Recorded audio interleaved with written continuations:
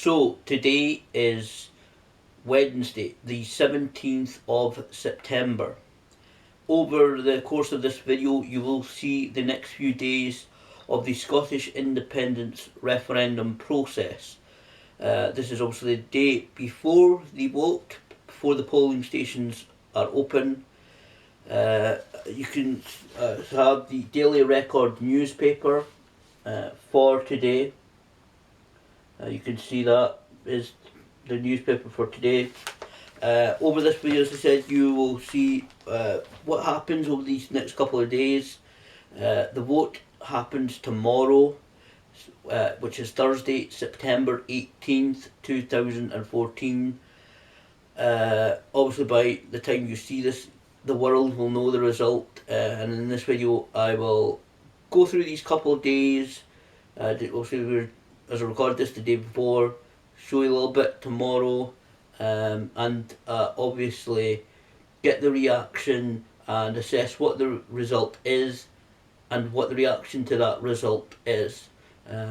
So I'm looking forward to this. It's a major decision for the country of Scotland, perhaps the biggest decision it has ever taken. Obviously the opinion polls are varying and both sides claim that they're in front. Different opinion polls are actually showing different results. Obviously it depends on who you ask, which whatever people's views are. So let's go through this video and we'll see what exactly happens. So here it is. This is now September 18th 2014, the day of the Scottish independence referendum voting, the single day of voting. As you can see, it's a little bit of a dreich day, as we see in Scotland, a bit wet, a bit overcast. It's just after midday, so the polling station has been open for just over 5 hours. Will be open until 10 p.m. Opened at 7 a.m. this morning. This is the only day of voting. I've been here about 5 or so minutes, and it's already been quite busy. Obviously about lunchtime it will be busy because a lot of people are, either have time off on their lunch or have the opportunity to come up and vote. So as you can tell, it's a very busy day. Like I said, we've only been here five or so minutes, 5-10 minutes, and it's been very busy, lots of people going in. It's actually a new build school, it opened in the last year. Obviously I'm not allowed to film inside, so keeping my distance. This is also very, like I said, saying they're a very historic day. So it's a kind of typical, it's a dreich wet, kind of cloudy day. I'm not sure until when I'm recording this how much you can see, but it's very cloudy, very misty overhead. But here we are, it's September 18th, just to prove the polling stations did open on this day.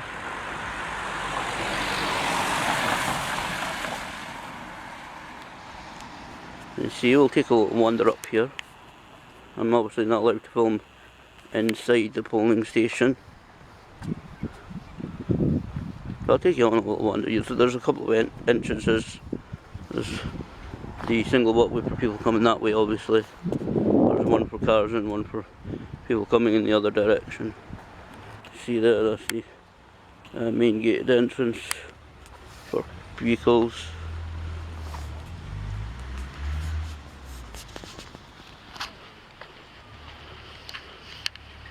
You can see there, that's the couple of volunteers, I think, over there. I'm actually going to redo this because it was a little bit windy, but you see people taking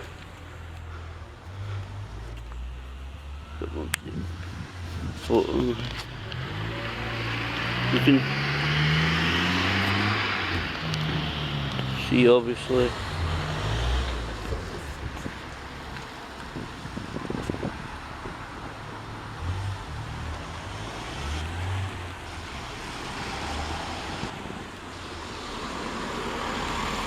You can see the car park and kind of go up here.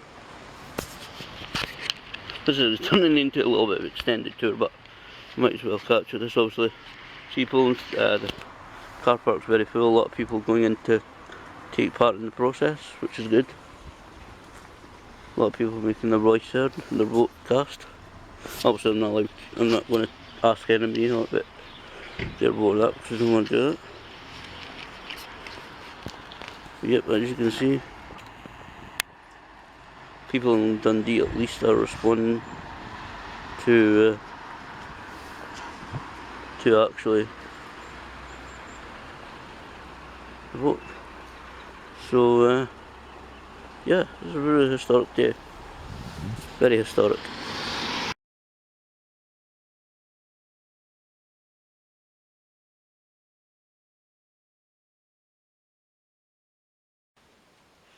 So Scotland has voted no. As you saw there, Scotland voted no 55% and yes 45%.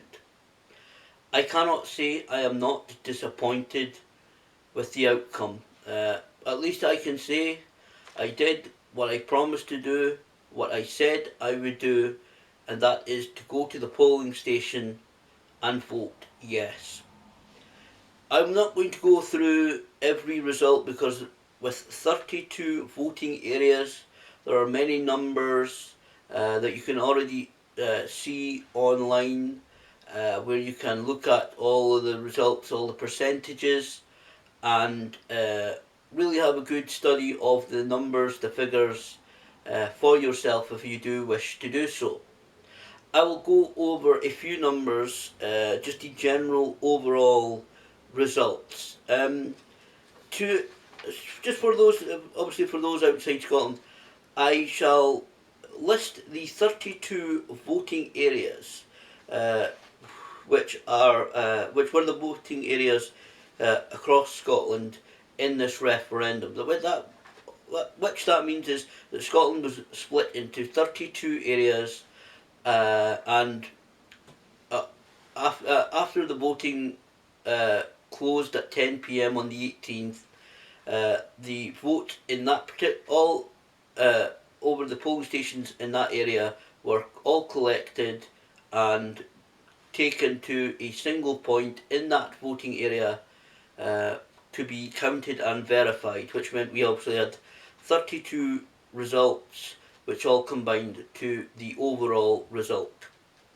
The 32 voting areas were Aberdeen, Aberdeenshire, Angus, Argyll and Bute, Clackmannanshire, Dumfries and Galloway, Dundee, East Ayrshire, East Dunbartonshire, East Lothian, East Renfrewshire, Edinburgh, Island Sarr, Falkirk, Fife, Glasgow, Highland, Inverclyde, Midlothian, Moray, North Ayrshire, North Lanarkshire, Orkney Islands, Perth and Kinross, Renfrewshire, Scottish Borders, Shetland Islands, South Ayrshire, South Lanarkshire, Stirling, West Dunbartonshire and West Lothian. Now, as I said before in videos, I have been pro-yes, pro-independence, or unfortunately, as I said, the vote did not go that way. I said I cannot say that I am not disappointed, because obviously I am. Obviously those who voted yes, who supported the yes campaign, are obviously very disappointed today. Now, unfortunately, it was only the areas of Dundee, Glasgow, North Lanarkshire and West Dunbartonshire that voted yes, which meant in those areas obviously the yes votes outnumbered the no votes. It's a very good turnout, an extremely good turnout in this referendum. I'll go through a very few of the numbers. Firstly, the yes votes were a total, combining all these 32 areas, of 1,617,989, which represented 44.7% of the total number of votes, which obviously were outnumbered by the total number of no votes, which were 2,001,926, which represented 55.3% of the total votes, obviously giving the victory to the No campaign, to the Better Together campaign. Total number of valid votes, which are absolutely fantastic, 3,619,915. Now, there was to me, certainly an unbelievable number of invalid votes. Now, there are several cases for invalid votes. Either they, because these are a couple of the reasons which were given for invalidation of some votes. Voting for both sides, and also that the person is the voter is identifiable on the ballot paper. Now, that is obviously not supposed to be there. You're not supposed to be looking at a ballot paper and know that Mr. A. Smith or Mr. C. Miller voted in any particular way, or if it's an election for any particular candidate. And there were also other ballot papers invalidated due to either it was unclear which way somebody voted, or there was other marks on the paper given. So total invalid or blank votes were 3 million. I was right the first time. 3,429 votes. So that's 3,429 invalid votes. Now, I must say, and I will not comment on this because it is currently under police investigation. The only suspicious votes that were cast in this referendum were 10 votes, and the reason for these 10 votes, and this was announced in Glasgow publicly, so I'm not breaking any laws, I'm not saying anything that isn't already a matter of public record, is that 10 votes in Glasgow are subject to police investigation due to impersonation. That obviously means that someone has gone along to a polling station, claimed to be someone else, voted, and then when the genuine person has attended that polling station in order to vote, they have been told your vote has already been cast. As I said, I will not say any more about that because it is currently under police investigation. It is a subject currently being handled by the local police there, and their investigation, I'm sure, and the results of will be made public in the coming weeks and months, whenever they feel they have completed their investigation. That is the only suspicious or improper votes recorded during the night. This all gives a total and a very impressive turnout in this referendum, I have to say. A total number of votes, 3,623,344, which, taken from an electorate, which would mean the number of people registered to vote, is very impressive, because the total electorate, the number of people registered to vote, was 4,283,392, which gives us a total voter turnout of 84.59%. So that is just just over 84.5% of the electorate actually turned out to vote. A new record, I believe, in Scottish elections or referendums. Now, I obviously do not know. I do not have the details. I do not know whether we will get a clear picture, obviously due to the anonymous nature of the vote. Regarding, I'm sure somebody will look into it over the coming weeks on whether allowing 16 and 17-year-olds to vote, on which they were able to do in this referendum, whether the uptake was due to that, whether allowing the 16 and 17-year-olds to vote was successful, whether they really did take part in uh, this referendum, whether there was a large number of them that actually took the time and opportunity to vote. So I'm sure somebody very soon will be looking into that and analysing the numbers, the figures, and asking people's opinions. Obviously, I said it's very anonymous, so you cannot tell. Uh, any vote is done by either a 16-year-old or an 86-year-old. But I'm sure some people will be carrying out surveys. Certainly, I'm sure the Scottish Government may be doing so to see what the uptake was for 16 and 17-year-old when it comes to voting in this referendum. I'd really like to see that number myself. Now, obviously, the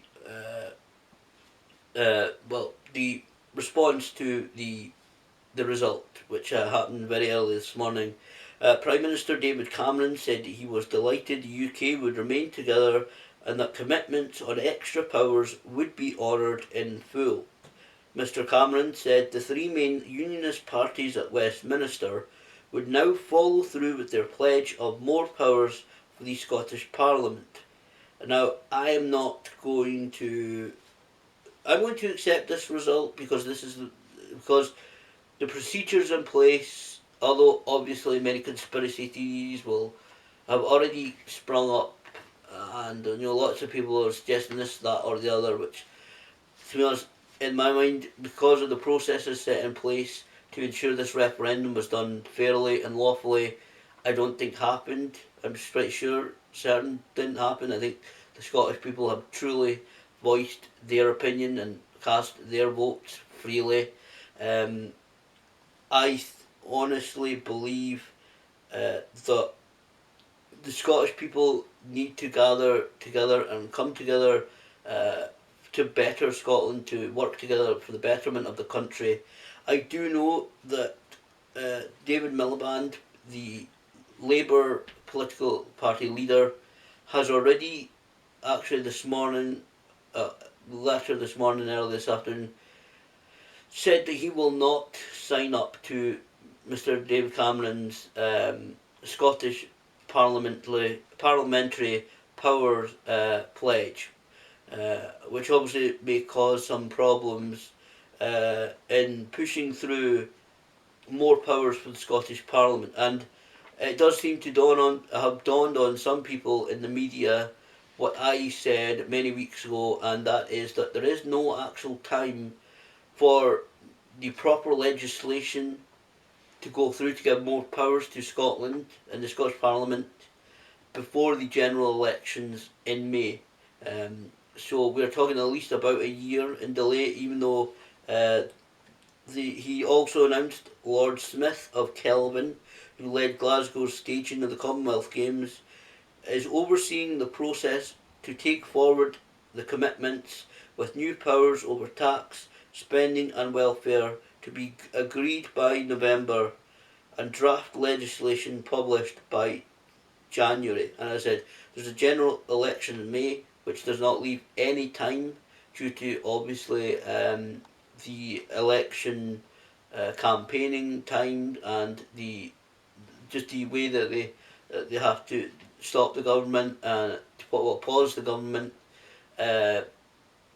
for these elections to push anything forward before May. So right now it's uncertain, and I do genuinely feel this is the time where, forget the result, okay, we voted no, that's fine, the Scottish people had to say, the Scottish people, the Scottish parties, and the political leaders in the Scottish Parliament needs to come together and really push Westminster for these new powers. Because although David Cameron, the Prime Minister and leader of the Conservative Party, has promised these powers, along with Nick Clegg, the leader of the Liberal Democrats, who they are in a government coalition with, and David Miliband also agreed these promises just a few days ago, just about a week ago, and as we're already seeing the cracks in these promises.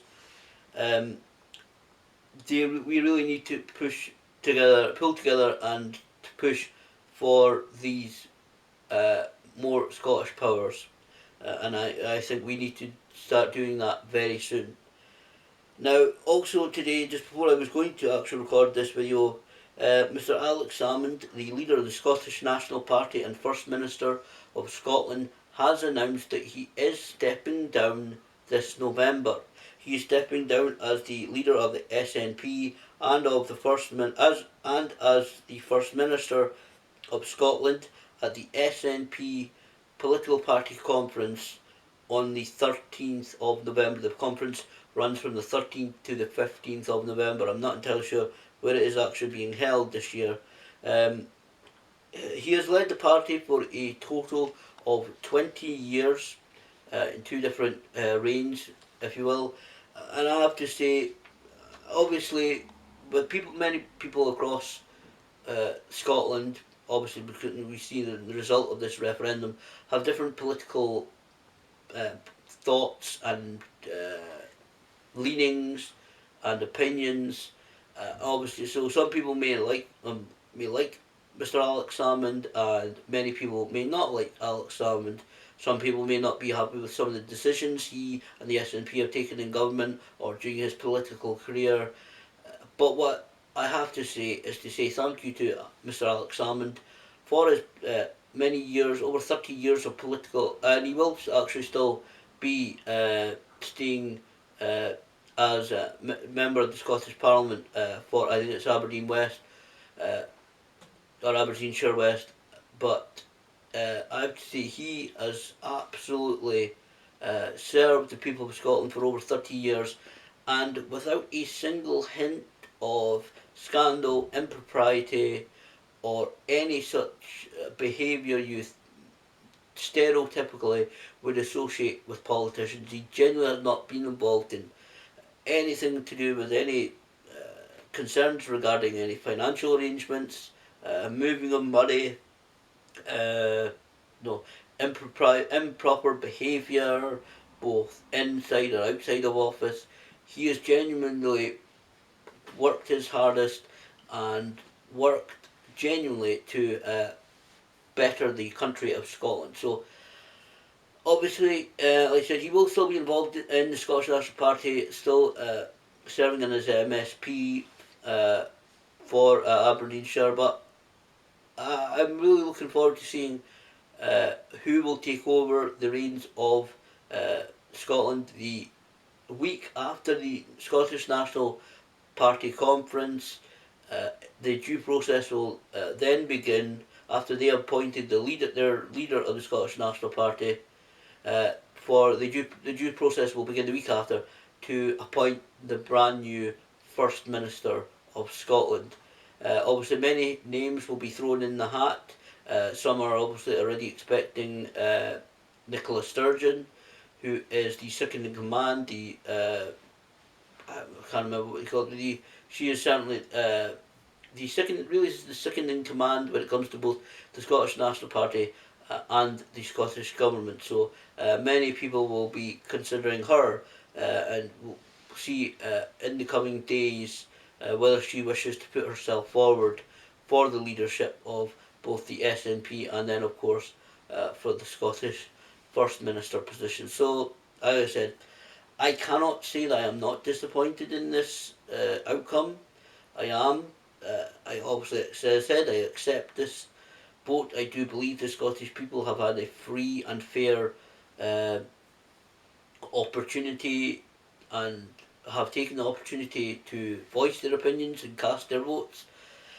So obviously, it is time for Scotland to, whether you want to vote yes or vote no, really to put any differences or differences opinions aside and obviously push on for the betterment of the country of Scotland, and to perhaps see whether we can work together with the Westminster and Welsh and Irish governments in order to perhaps ensure the union is more fair and more equal in than it has been and that it is currently.